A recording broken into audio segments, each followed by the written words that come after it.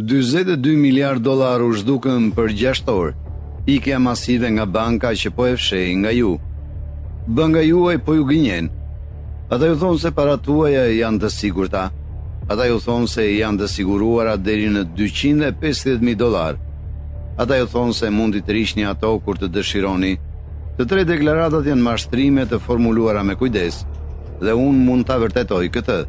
Vitin e kaluar, klientët u përpoqën të rishnin $42 miliard nga banka e Silicon Valley në një ditë të vetme. Banka nuk i kishte ato, as afër. Deri të premte në mëngjes, regulatorët kishin marrë kontrollin. Brenda një jave, 3 banka të mëdha kishin falimentuar, dhe agjencia që supozohet të mbrojë depozitat tuaja nuk kishte para të mjaftueshme për të mbuluar humbjet, as 20% të tyre.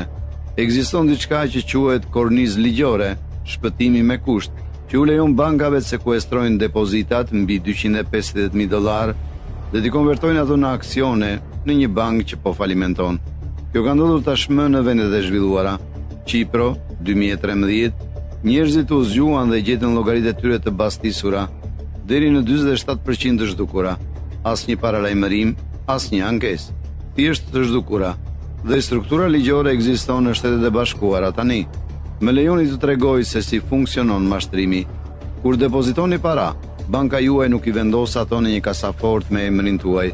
Ata i japin UA, hipoteka, kredi biznesi,